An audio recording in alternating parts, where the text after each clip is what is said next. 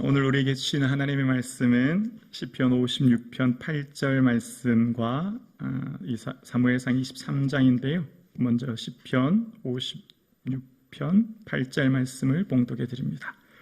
나의 유리함을 주께서 계수하셨사오니 나의 눈물을 주의 병에 담으소서. 이것이 주의 촉에 기록되지 아니하였나이까. 아멘. 사무엘상 23장 1절에서 14절 말씀입니다. 구약성경 사무엘상 23장 1절에서 14절 말씀, 우리 자막 보면서 저와 여러분이 한 절씩 교독하시겠습니다. 사람들이 다윗에게 전하여 이르되, 보소서, 블레셋 사람이 그 일날을 쳐서 그 타작마당을 탈취하더이다 하니. 2절 말씀, 자막이 준비 안 되었나요? 사무엘상 23장 못하셨어요 목사님? 2절 함께요. 시작.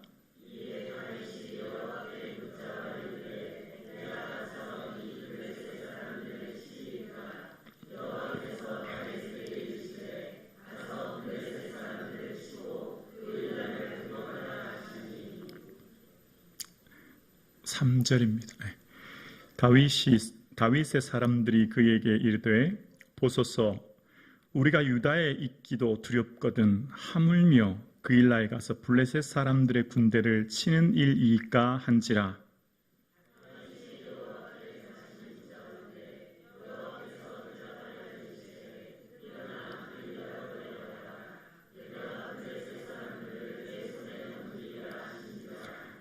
다윗과 그의 사람들이 그 일라로 가서 블레셋 사람들과 싸워 그들을 크게 쳐서 죽이고 그들의 가축을 끌어오니라.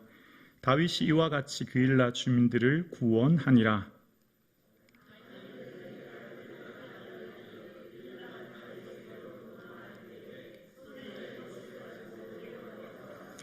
다윗이 그 일라에 온 것을 어떤 사람이 사울에게 알림해 사울이 이르되, 하나님이 그를 내 손에 넘기셨도다. 그가 문과 문빗장이 있는 성읍에 들어갔으니 갇혔도다.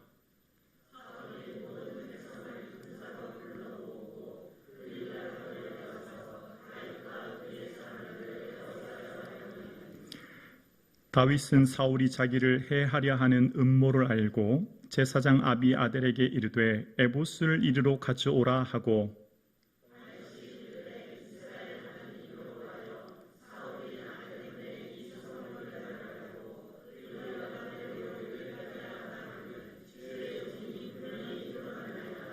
그 일라 사람들이 나를 그의 손에 넘기겠나이까?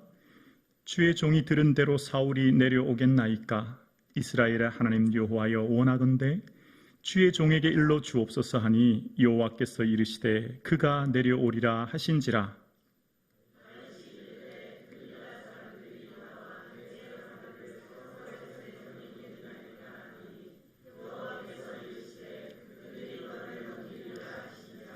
다윗과 그의 사람 600명가량이 일어나 그 일라를 떠나서 갈 수 있는 곳으로 갔더니, 다윗이 그 일라에서 피한 것을 어떤 사람이 사울에게 말하매 사울이 가기를 그치니라. 함께요. 다윗이 광야의 요새도 있었고 또 십광야 산골에도 머물렀으므로 사울이 매일 찾되 하나님이 그를 그의 손에 넘기지 아니하시니라. 아멘. 다윗의 삶은 20대 젊은 10년의 시간은 눈물의 세월을 보내야만 했습니다. 나의 눈물을 주의 병에 담아 주옵소서라고 고백할 정도로 그는 눈물 마를 날이 없는 고난의 삶을 살아야 했습니다.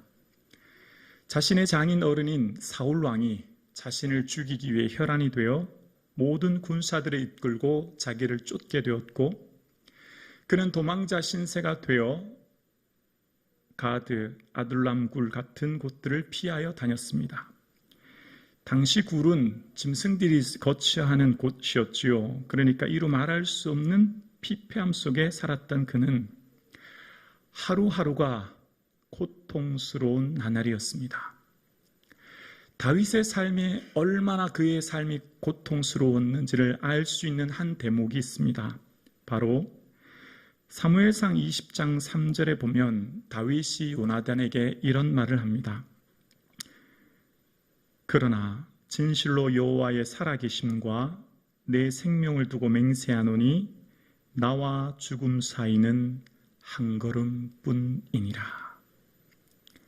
다윗의 삶에 있어서 그의 삶이 얼마나 곤고한지를 알 수 있는 이 대목에서 나와 죽음은 멀리 있는, 나와는 별개의 상관이 없는 먼 곳에 있는 것이 결코 아니라 죽음이 내 한 걸음 앞에 있다고 얘기합니다. 그러니까 내가 이제 앞 한 발만 디디면 곧 내가 죽는 것처럼 죽음은 곧 내 코앞에 다가와 있다는 거예요. 한순간 한순간이 고통스럽고 내 죽음이 내가 걷는 한 걸음 앞에 와 있는 것처럼 죽음이 곧 내 앞에 와 있는 삶을 살아가고 있다라고 고백합니다. 오늘 함께 예배드리시는 사랑하는 청년부 여러분, 여러분의 인생의 죽음이 여러분 한 걸음 앞에 있지는 않습니까? 한 걸음 한 걸음 살아가는 것이 숨막히고 내일을 알 수 없는 두려움 속에 오늘을 살고 있지는 않습니까?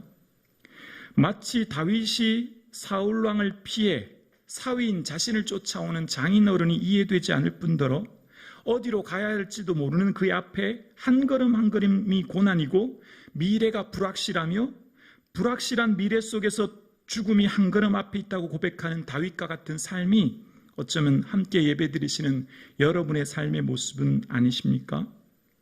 그런 가운데 다윗이 도망자 신세로 살아가던 어느 순간 어느 사람이 그에게 한 정가를 전합니다. 1절입니다. 사람들이 다윗에게 전하여 이르되 보소서 블레셋 사람이 그일라를 쳐서 그 타작마당을 탈취하더이다 하니, 그일라는 다윗이 있는 아둘람 굴에서 한 5km 정도, 불과 얼마 떨어지지 않은 거리에 있는 유대 땅인데요. 이 그일라의 경계에 블레셋 땅과 경계에 마주하고 있습니다. 그러니까 블레셋 땅과 경계를 마주 접하고 있으니 늘 항상 그일라는 블레셋의 공격을 늘 받게 되었던 거예요. 그런데 그 그일라에 사는 유대인들에게 그날도 어김없이 블레셋이 공격해 와서 타작마당을, 즉 1년 지은 모든 농사를 다 탈취해 가버리고 만 것입니다. 그러니 이제 1년 지은 모든 농사를 다 탈취해 갔으니 나와 아이들은 당장 끼니 걱정을 해야 되는 거예요. 앞으로 1년간 생존이 위협을 받게 된 상황을 맞게 된 것입니다. 그일라에 있는 모든 주민들이 이제 당장 생존의 위협을 받게 되었어요. 그 소식을 어떤 사람이 다윗에게 전한 것입니다. 그 소식을 들었던 다윗에게는 두 가지 선택사항이 놓여져 있습니다. 첫 번째는 다윗이 현재 그일라를 돕는 것입니다. 그러나 다윗이 군사들을 이끌고 그일라를 돕는 순간 자신의 위치가 노출됩니다. 자신의 위치가 노출되는 순간 사울 왕은 군사들을 이끌고 올 것이며 자기의 생명과 부하들의 생명이 위험해집니다. 그러니까 내가 지금 그일라 주민을 도우면 그일라 주민들은 좋겠지만 내 생명과 내 부하들의 신변이 위험해지는 상황을 맞닥뜨린 거예요. 두 번째 선택입니다. 그래서 만약 모른 척 한다면 내 생명을 구하기 위해 또 우리의 공동체 안전을 위해 내가 모른 척 한다면 나는 살 수 있고 내 공동체는 살 수 있지만 그일라 주민들은 기아와 굶주림으로 미래가 불확실하여 그들은 굶주림의 위기에 노출되는 겁니다. 나는 살 수 있겠지만 그일라 주민들은 굶어 죽을 수 있는 거예요. 두 가지 선택사항에 놓여져 있습니다. 함께 예배드리시는 청년부 여러분이라면, 여러분이 만약 다윗이라면 어떤 결정을 내리시겠습니까? 내가 살고 그일라 주민들을 죽게 하든지 내가 죽음을 각오하면서 그일라 주민을 건지든지 둘 중에 선택 어떤 걸 하시겠습니까? 여러분 선택의 순간이 오면 여러분 어떻게 하십니까? 여러분 졸업과 함께 취업, 취업과 함께 결혼, 결혼과 함께 앞으로 나가는 모든 순간순간마다 이것 아니면 저것이라고 하는 결정의 순간 앞에서 여러분 어떻게 그 결정을 어떤 선택을 하며 매 순간 나아가고 계십니까? 여러분 지금까지 살아온 모든 선택의 결과가 오늘 현재 아닙니까? 어제의 선택이 오늘 현재의 삶을 살게 하는 것 아닙니까? 동시에 오늘의 선택이 미래를 결정합니다. 여러분 삶 가운데 미래를 어떻게 선택하십니까? 여러분의 기준이 무엇입니까? 함께 예배드리시는 사랑하는 청년부 여러분의 삶의 인생의 중요한 분기점 앞에, 갈림길 앞에 여러분 놓여 있을 때 여러분 무엇이 여러분의 기준이십니까? 스스로에게 한번 질문해 보십시오. 그동안 내가 결정해온 모든 결정은 무엇에 기준하여 어떤 거에 기준하여서 내가 결정해 왔는지를 생각해 보십시오. 다윗은 두 가지 결정의 순간 앞에 한 모습이 2절에 나옵니다. 2절입니다. 이에 다윗이 여호와께 묻자와 이르되 내가 가서 이 블레셋 사람들을 치리이까? 여호와께서 다윗에게 이르되 가서 블레셋 사람들을 치고 그 일날을 구원하라 하시니. 아멘. 다윗은 중요한 결정의 순간 앞에 스스로 결정하지 않았습니다. 다윗은 중요한 결정의 순간 앞에 선배한테 조언을 구하거나 부모님한테 조언을 구하거나 주변 사람한테 혹은 내가 생각하기에 좋은 환경, 좋은 조건으로 임의로 선택하지 않았습니다. 다윗은 중요한 결정의 순간에 가장 먼저 여호와께 묻자와 이르되 즉 하나님께 기도한 것입니다. 다윗은 인생의 정말 중요한 순간에 가장 먼저 하나님께 기도한 것이지요. 오늘 함께 예배드리신 사랑하는 청년부 여러분, 여러분의 인생의 중요한 결정의 순간에 주님 앞에 기도하여 결정할 수 있기를 주의 이름으로 축원합니다. 오직 하나님의 뜻을 묻고 하나님이 기뻐하시는 것이 무엇인지를 헤아리며 하나님이 이 결정을 했을 때 하나님이 기뻐하실 수 있도록 그 결정을 할 수 있도록 기도하는 청년부 되기를 주의 이름으로 축원합니다. 오늘 다윗은 하나님 앞에 기도하여 묻습니다. 묻는다라고 하는 것은 전제 조건이 하나 있습니다. 전제 조건이. 내가 누군가에 묻는다고 하는 것은, 조언을 구한다고 하는 것은 전제 조건이 반드시 필요합니다. 뭐죠? 순종입니다. 순종. 무엇을 말씀하시든지 저는 따르겠습니다. 당신이 내게 뭘 원하시든지 제가 그 말씀에 전적으로 굴복하며 순종하며 나아가겠습니다. 묻는 사람에게는 반드시 이 전제 조건이 있어야 합니다. 내가 이미 모든 것 다 결정해 놓고, 내가 이미 모든 것 다 결제 서류에 도장 찍고 하나님 허가해 주세요 라고 하는 책임 회피를 위해서 하나님께 기도하듯이 묻고 내가 하나님께 응답받았다 라고 묻는 것 아니에요. 하나님의 뜻은 그렇게 묻는 게 결코 아닙니다. 내가 모든 것을 결정해놓고 내 좋은 대로 임의로 결정해놓고 내가 책임을 회피하기 위해서 내가 기도했더니 응답받았다라고 하는 것 아니라고요. 기도는 첫 번째 전적인 순종을 요구합니다. 하나님이 내게 뭘 원하시든지 저는 전적으로 순종하겠습니다. 할 수 있는 청년부 되기를 주의 이름으로 축원합니다. 다윗이 하나님께 물었더니 다윗의 생각과는 영 받아들이기 어려운 말씀을 하세요. 내가 가서 블레셋 사람을 치라는 겁니다. 그 말은 뭐예요? 너가 군사 이끌고 블레셋가 가라는 말은 뭡니까? 너 목숨 내놓으라는 거예요. 다윗을 따르는 군사들은 불과 600명 밖에 되지 않아요. 정규군도 아니에요. 무기도 제대로 된 거 없어요. 억울하고 빚지고 원망하는 사람들, 그러니까 정상적인 평범한 사람들도 아니에요. 비주류 사람들이에요. 블레셋은 정규군이 있어요. 그때 당시 철기 문화예요. 이미 블레셋은 해양민족이라 크레타 섬에서 이주해 와서 그 민족 자체가 신장은 유대인 이 히브리인들보다 신장도 크고 무기도 이미 사무엘상 읽어보십시오. 철제 무기를 구하려면 블레셋까지 가야 했어요. 그러니까 핵무기와 재래식 싸움이니까 이미 전쟁에서 이길 수 있는 확률이 제로예요. 그러니까 다윗이 지금 이 말씀에 순종한다는 건 곧 뭐예요? 내 죽음을 내놓는 거예요. 여러분, 하나님의 뜻을 묻는다는 것은 이것입니다.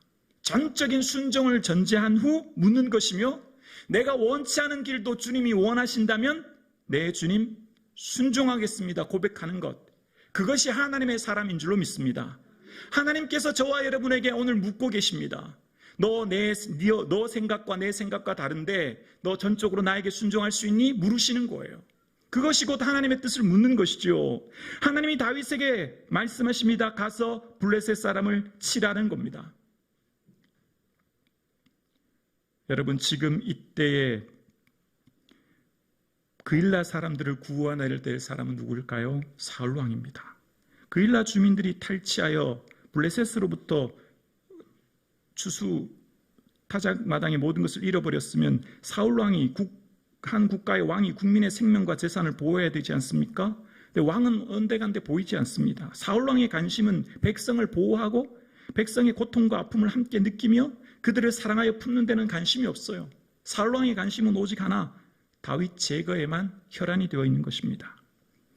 그때 이제 다윗이 하나님의 뜻을 묻게 되죠. 그러니까 진정한 왕이 누군가를 보여주는 거예요. 진정한 왕은 왕자에 앉아서 군사를 호령하고 권위를 내세우는 사람이 왕이 아니라는 거예요. 진정한 왕은 백성을 사랑하고 그들의 눈물을 알며 그들과 함께 동고동락하는 사람, 백성의 아픔을 이해하는 사람이 진정한 왕이라는 것을 오늘 본문이 보여주는 것입니다.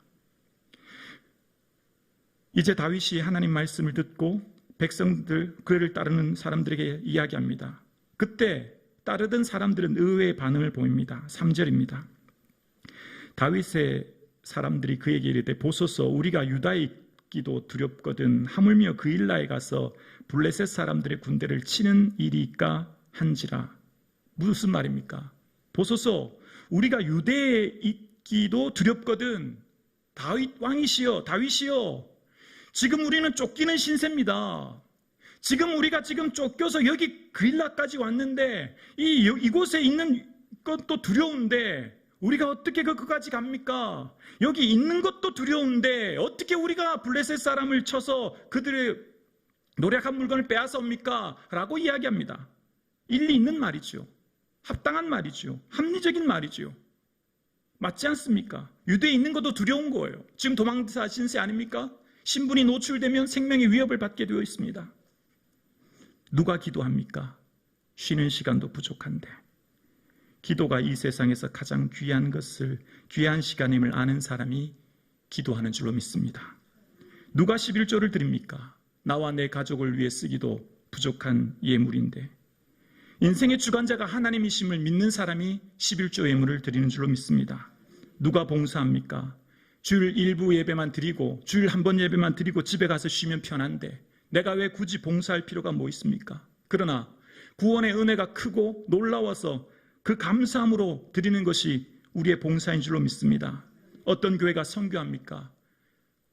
교회를 위해서 해야 될 일들이 얼마나 많은데, 그러나 전도와 선교가 하나님의 지상명령임을 아는 교회만이 선교하는 것입니다. 누가 주를 위해 헌신합니까? 나만 위해 살기도 바쁜 세상인데, 직장생활하고 아이들 키우며 살아가는 것이 얼마나 힘든데, 누가 왜 지치고 피곤한데 교회가 짐이 되어 내가 헌신해야 됩니까? 구원의 은혜를 아는 사람은 주를 위해 생명을 드리는 줄로 믿습니다. 날 위해 십자가 피 흘리신 보혈의 권세가 얼마나 크고 그 구원의 영광이 얼마나 큰가를 아는 사람은 내가 하는 봉사를 감히 봉사를 할 수 없는 것이지요. 그러므로 오늘 유대를 다윗에게 말하는 사람들의 말은 우리가 유대에 있는 것도 두려운데, 우리가 지금 생명을 피하여 도망다니는 것도 두려운데 우리가 어떻게 블레셋에 가서 군대를 쳐서 그들의 노력한 물건을 빼앗아 오겠냐 말하는 것입니다. 아주 합리적인 말이지만 아니요.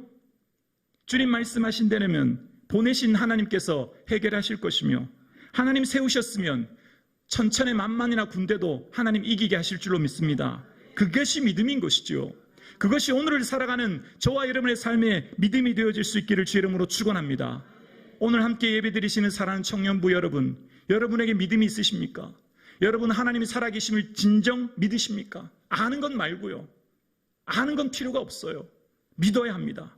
머리로, 개념으로, 그림으로, 추상적으로 아니요. 하나님은 그렇게 아는 분이 아닙니다. 삶으로, 경험으로 매 순간마다 하나님이 나와 함께 하신다. 전능하신 하나님 나를 주관하신다. 내가 어떤 고난과 문제를 만나도 하나님께 기도하면 응답해 주신다. 할렐루야. 그 믿음이 있기를 주의 이름으로 축원합니다. 여러분은 하나님의 자녀요, 하나님 버리지 않으십니다. 여러분 하나님 붙들고 계십니다. 끊임없이 사단이 여러분을 넘어뜨릴 것입니다. 죽음이 내 앞에 있다고 눈물을 흘리며 고통스럽게 할 것입니다. 그러나 아니요, 사단이 여러분을 어떤 것으로 괴롭히든, 여러분의 생각을 괴롭히고 여러분의 마음을 무너뜨리고 여러분을 고통스럽게 해도 두려워하지 마십시오. 전능하신 하나님이 여러분을 붙들고 계신 줄로 믿습니다. 다윗은 그 부하들의 말이 과연 그러면 부하들을 통해서 하는 말도 하나님의 뜻일 수 있으니 내가 하나님께 다시 물어야겠다 생각한 것 보게 되어집니다. 그리고 다시 한번 하나님께 묻습니다. 4절입니다. 다윗이 여호와께 다시 묻자온데 여호와께서 대답하여 이르시되 일어나 그일라로 내려가라. 내가 블레셋 사람들을 내 손에 넘기리라 하신지라. 하나님의 뜻은 기도하면 할수록 더 명확해집니다. 하나님의 뜻은 기도하면 할수록 더 확고해집니다. 하나님의 뜻은 기도하면 할수록 더 흔들리지 않은 견고한 반석과 같습니다. 세상의 뜻과 세상의 것들은 이리저리 휘날리며 어디로 갈지 갈피를 알지 못하며 분명한 기준이 없지만 하나님 주신 뜻, 하나님 주신 사명, 하나님 주신 은혜는 점점점 확고해지고 분명해지고 확실해지는 줄로 믿습니다. 어떻게 알 수 있습니까? 이것이 하나님의 뜻인지 내 사역인지 내 욕심인지 하나님의 비전인지 어떻게 알 수 있습니까? 열매를 보면 알 수 있습니다. 어떤 열매요? 그의 소원과 비전이 이루어진 후 그 열매가 공동체의 이익인가 안가를 보면 알 수 있습니다. 하나님의 뜻이 명확하게 알 수 있는 명확한 구분은 그 열매를 통해 구별되는 것입니다. 그가 하나님의 뜻을 알았다고 한 후 그것을 실행한 뒤 그 열매를 통하여 얼마나 많은 사람이 유익을 얻게 되었으며 그 공동체가 기쁨을 누리게 되었는지를 보면 알게 되는 것입니다. 다윗은 하나님께 다시금 물었을 때 하나님이 블레셋을 그의 손에 넘기셨다 말씀하십니다. 그리고 다윗은 명확해진 하나님의 뜻, 분명해진 하나님의 뜻, 어떤 것도 흔들릴 수 없는 분명하고도 확고한 하나님의 뜻을 안 후 드디어 군사들을 이끌고 내려갑니다. 5절입니다. 다윗과 그의 사람들이 그일라로 가서 블레셋 사람들과 싸워 그들을 크게 쳐서 죽이고 그들의 가축을 끌어오니라. 다윗이 이와 같이 그일라 주민을 구원하니라. 아멘. 불가능한 전쟁, 확률 0%의 전쟁, 정규군이라고 할 수 있는 변변한 군사도 무기도 없는 그들, 핵전쟁과 재래식 전쟁과 같은 싸움의 무기들, 전쟁. 그러나 그 전쟁에서 여호와께서 싸워 크게 쳐서 죽이게 하셨고 그들의 가축까지 전리품까지 가져오게 하심으로 그일라 주민을 구원하게 하셨습니다. 누가 하셨습니까? 다윗이 아니라 하나님이 하신 줄로 믿습니다. 순종하는 자는 하나님이 일하신 줄로 믿습니다. 하나님 말씀에 순종하면 사명이 생명을 이끌어가는 것입니다. 하나님 오래 살게 해주세요, 건강하게 해주세요라가 우리의 기도 제목이 아니라 하나님의 사명을 이루게 해주세요, 하나님 기뻐하신 뜻을 이루게 해주세요가 우리의 기도 제목 되기를 주의 이름으로 축원합니다. 사명이 생명을 견인하는 것입니다. 순종하는 자를 통해 하나님 역사하는 것입니다. 우리는 세상 사람과 다른 분명한 확고한 것이 한 가지가 있습니다. 우리의 인생의 목적은 나의 만족과 나의 행복과 나의 기쁨이 아니라 예수의 행복과 예수의 기쁨과 예수의 자랑이 되는 삶 되기를 주의 이름으로 축원합니다. 그 인생이 되면 나머지는 주님이 책임져 주시는 줄로 믿습니다. 기억하십시오. 말씀에 순종한다고 형통한 삶이 결코 아닙니다. 순종해도 고난이 찾아옵니다. 순종해도 어려움이 있습니다. 순종해도 상처받을 수 있고, 순종해도 문제가 있을 수 있고, 순종해도 우리의 삶에 고통이 올 수 있습니다. 7절입니다. 다윗이 그일라에 온 것을 어떤 사람이 사울에게 알림해 사울이 이르되 하나님이 그를 내 손에 넘기셨도다. 그가 문과 문 빗장이 있는 성읍에 들어갔으니 갇혔도다. 다윗이 그일라에 온 것을 어떤 사람이 누구에게 알리고 있습니까? 사울에게 알린 것입니다. 지금 어떤 상황입니까? 다윗이 생명 바쳐 부하들을 이끌고 그일라 주민들을 구원해 주었더니 그일라 주민들 중에 어떤 사람이 사울에게 쫓아가서 다윗이 있는 위치를 이야기한 것입니다. 어떻게 이런 일이 있을 수 있습니까? 내 생명을 바쳐서 내 모든 것을 들여서 그 백성들을 구원해 줬건만 그들은 나를 배신합니다. 말씀에 순종해도 문제가 옵니다. 말씀에 순종해도 고난이 찾아옵니다. 말씀에 순종해도 여러분의 인생 가운데 어려움이 반드시 찾아올 것입니다. 그 반응이 중요한 것입니다. 다윗이 하나님 말씀에 순종했는데 다윗에게 찾아온 것은 배신의 상처였습니다. 하나님 말씀대로 순종했건만 다윗을 향한 배신의 상처와 고통 얼마나 컸겠습니까? 오늘 함께 예배드리시는 사랑하는 청년부 여러분, 기억하십시오. 나는 말씀대로 순종했고 나는 말씀대로 살아가는데 왜 내 인생에 문제가 있나? 예, 문제가 있을 수 있습니다. 말씀대로 순종하고 그의 뜻대로 나아가지만 여전히 우리 앞에 고난의 문제가 있을 수 있습니다. 여전히 우리 앞에 끊임없는 파도와 같은 어려움이 있을 수 있습니다. 그러나 기억하십시오. 그 문제로 여러분은 넘어지지 않습니다. 좌절하지 않습니다. 그 문제가 여러분을 낭망하게 하지 않을 것입니다. 그 문제가 여러분을 더 성장시키시고 디딤돌이 되게 하실 줄로 믿습니다. 다윗은 지금 문제를 만났지만 배신의 상처와 고통이 얼마나 컸겠습니까? 여러분 생각해 보십시오. 내가 온 군사들을 이끌고 생명 바쳐서 구원해 줬는데 어떻게 나한테 이럴 수 있어? 여러분, 삶의 고난과 문제는 끊임없이 우리에게 파도처럼 밀려오는 것입니다. 그러나 그때 믿는 청년들, 믿는 성도의 삶의 반응은 다른 것이지요.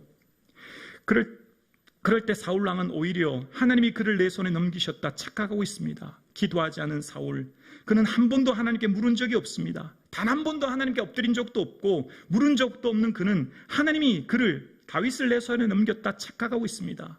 기도하지 않는 사람은, 세상 사람들은 착각하는 것이지요.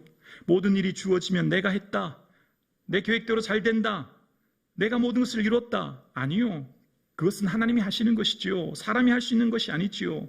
그리고 사울왕이 착각하면서 군사를 일으킵니다. 8절입니다. 사울이 모든 백성을 군사로 불러 모으고 그 일나로 내려가서 다윗과 그의 사람들을 애워싸려 하더니 모든 백성들, 정규군을 제외하고 다시 비정규군까지, 농사짓고 일하는 양치기까지 다 불러 모으라는 것입니다. 모든 군사들을 다 모은 것입니다. 모은 이유가 무엇입니까? 블레셋과의 전쟁이요? 아니요, 다윗 죽이려고요. 어떻게 왕이 이럴 수 있습니까? 한 나라의 왕이 백성들의 생명과 재산이 아니라 자신의 정적 제거를 위해서 군사를 일으킨 것입니다. 그때 다윗은 어떻게 합니까? 다시 하나님께 묻지요. 9절 10절입니다. 다윗은 사울이 자기를 헤아려 하는 음모를 알고 제사장 아비아델에게 이르되 에봇을 이리로 가져오라 하고, 10절입니다. 다윗이 이르되 이스라엘 하나님 여호와여, 사울이 나 때문에 이 성읍을 멸하려고 그 일나로 내려오기를 꾀한담을 주의 종이 분명히 들었나이다. 11절이요. 그 일나 사람들이 나를 그의 손에 넘기겠나이까? 주의 종이 들은 대로 사울이 내려오겠나이까? 이스라엘 하나님 여호와여, 원하건대 주의 종에게 일러 주옵소서 하니 여호와께서 이르시되 그가 내려오리라 하신지라. 하나님께 다시 묻게 됩니다. 하나님, 지금 사울왕이 내게 온다고 하는 음모의 얘기를 들었는데 어떻게 해야 됩니까? 정말 사울왕이 이곳에 내려옵니까? 하나님께 묻지요. 그럴 때 하나님 말씀하십니다. 내려온다는 겁니다. 그때 10절에 보면, 10절 다시 한번 보여주실래요? 이렇게 다윗이 이야기합니다. 다윗이 이르되 이스라엘 하나님 여호와여, 사울이 나 때문에 이 성읍을 멸하려고 그 일나로 내려오기를 꾀한다 함을. 이 성읍은 어디입니까? 그 일나지요. 다윗 때문에 이 성읍 그 일나까지 멸하려고 온다는 겁니다. 여러분 기억나십니까? 다윗은 노베 살고 있는 대제사장 85명을 다윗에게 칼과 먹을 것을 주었다고 해서 아이부터 어린아이까지 다 죽여버립니다. 다윗은 이만큼 악독한 사람입니다. 다윗을 도와줬다고 하면 그 도왔던 사람들 모두를 죽여버려요. 어떻게 하나님의 제사장을 죽일 수 있습니까? 오늘도 마찬가지예요. 다윗 때문에 그 일나에 있는 많은 사람들이 생명이 위협할 것을 다윗이 생각한 거예요. 이 성읍을 멸하려고 온다면 나 때문에 이 사람들을 죽게 할 수 없지요. 여러분 어떻습니까? 나를 배신한 사람들입니다. 내가 죽여도 속이 시원할 텐데 나 때문에 이 사람들 죽는 것 충분히 용납할 수 있는 것 아닙니까? 그러나 그는 그곳을 떠납니다. 13절입니다. 다윗과 그의 사람 600명이 일어나 그 일나를 떠나서 갈 수 있는 곳으로 갔더니 다윗이 그 일나에서 피한 것을 어떤 사람이 사울에게 말하며 사울이 가기를 그치니라. 다윗은 다시 한번 용서합니다. 다시 한번 품는 것입니다. 다시 한번 배려하는 것이죠. 하나님의 사람과 세상 사람의 차이점이 여기 있습니다. 믿음의 성도는 복수하지 않습니다.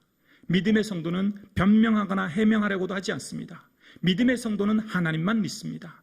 하나님만 의지합니다. 용서하고 화해하고 일치하는 공동체를 만듭니다. 이것이 바로 하나님의 사람의 특징입니다. 오늘 함께 예배드리시는 사랑하는 청년부 여러분, 여러분의 삶도 이러한 삶 살기를 주의 이름으로 축원합니다. 화해와 공동체의 삶을 살아가는 것, 하나님이 외면하실까요? 못 본 척 하실까요? 아니요. 14절 우리 다 함께 고백하시겠습니다. 함께요. 다윗이 광야 요새에도 있었고 또 십광야 산골에도 머물렀으므로 사울이 매일 찾되 하나님이 그를 그의 손에 넘기지 아니하시니라. 사울이 매일, 다시 한번 자막이요. 사울이 매일 찾되 하나님이 그를 그의 손에 넘기지 아니하시니라. 할렐루야. 하나님이 다윗을 사울 손에 넘기지 아니하셨으니 어디를 가든 어떤 곳에 있든 다윗은 안전한 줄로 믿습니다. 사랑하는 청년부 여러분, 여러분의 인생 가운데 어떤 문제와 어려움 있으십니까? 취업이요? 그 취업하는 면접관이 여러분 취업 탈락 결정하는 게 아니에요. 하나님이 결정하는 줄로 믿습니다. 사랑하는 성도님, 질병이요? 여러분의 질병은 그 의사가 여러분을 고치는 것이 아니라 하나님이 그 의사를 통해 여러분을 고치는 줄로 믿습니다. 기업을 하시는 사랑하는 성도님, 여러분의 기업, 그 거래처 대표를 만난다고 기업이 확장되는 거 결코 아니에요. 하나님이 그를 통해 확장시켜 주신 줄로 믿습니다. 하나님께 엎드리지 않으면 돌아서 오게 되어 있어요. 허송세월 보내게 되어 있습니다. 엎드리는 것이 그래서 가장 빠른 거예요. 기도가 가장 빠른 거예요. 기도가 가장 강력한 거예요. 기도가 가장 능력 있는 거예요. 기도 외에 다른 것으로는 이런 유가 나갈 수 없는 줄로 믿습니다. 여러분, 기도가 가장 빠른 줄로 믿습니다. 엎드리십시오. 기도 외에는 답이 없습니다. 결혼, 취업, 진로, 앞으로의 모든 일, 기도만이 해결이에요. 기도만이 여러분의 능력인 것입니다. 그 사람, 그 능력, 그 스펙 아니라니까요. 착각하시면 안 돼요. 하나님이 그를 그의 손에 넘기지 아니하셨으니 사울이 어떤 철기 문화를 가지고 천천수만의 군사를 가지고 다윗을 잡을 수 있겠습니까? 아니요. 하나님이 그를 숨기시는데 어떻게 인간 사울이 그를 잡을 수 있겠습니까? 여러분 기억하십시오. 여러분의 인생은 하나님이 책임지십니다. 하나님이 여러분의 미래를 붙들고 계신 줄로 믿습니다. 그 교수님이, 그 친구가, 그 회사 대표가 아니에요. 하나님이십니다. 전적으로 엎드리셔야 됩니다. 기도하셔야 됩니다. 기도하는 청년부 되기를 주의 이름으로 축원합니다. 오직 주님 앞에 눈물로 무릎 꿇고 애통해하며 가슴 찢고 주님 앞에 기도하여 예수의 자랑되는 청년들 되기를 주의 이름으로 축원합니다. 여러분의 자랑이 무엇입니까? 지금 여러분의 자랑이 예수 그리스도가 되기를 주의 이름으로 축원합니다. 여러분의 생명이 예수 그리스도요. 여러분의 능력이 예수 그리스도요. 여러분의 인생이 목적이 예수 그리스도요. 여러분의 삶의 모든 것이 예수 그리스도가 되기를 주의 이름으로 축원합니다. 그것만 되면